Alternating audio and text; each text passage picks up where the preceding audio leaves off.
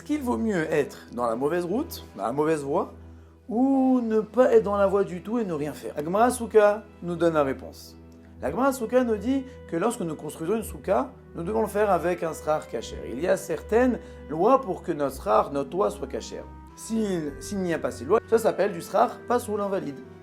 Si nous mettons sur la souka du srar pasoul, cela n'invalide pas encore la souka que si il y a une grande quantité de 4 tfachim, ce qui représente à peu près 25-30 cm.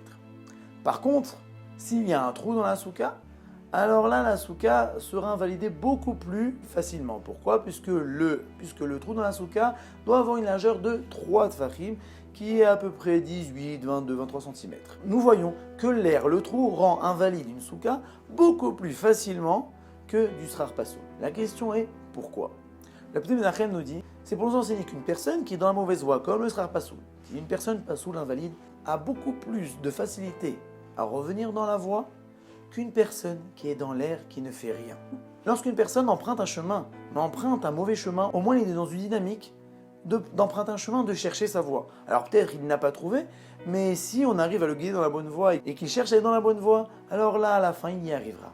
Par contre, une personne qui n'en a rien à faire, qui ne veut rien faire, alors il est presque impossible de le guider dans la bonne voie. Une fois, j'ai parlé avec une personne qui s'occupait à faire tchouva aux gens. Il m'a dit, à l'époque, c'était beaucoup plus facile de faire tchouva aux gens, aux jeunes.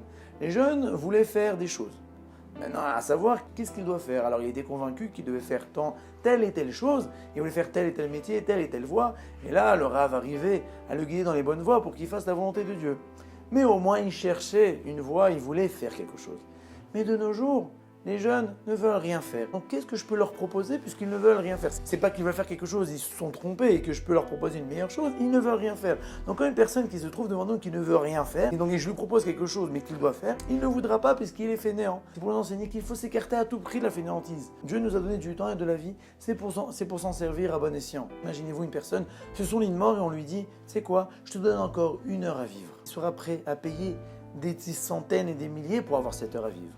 Et nous, Baruch Hashem, nous avons beaucoup d'heures à vivre, nous avons beaucoup de jours à vivre. Alors ne gâchons pas ces heures et ces temps à vivre, à ne rien faire, à être des fainéants, et transformer ce temps-là en mitzvot, en Torah, à faire la volonté de Dieu. Quelle n'est pas la plus grande fierté d'une personne quand il arrive à la fin de sa vie et dire j'ai une vie bien remplie.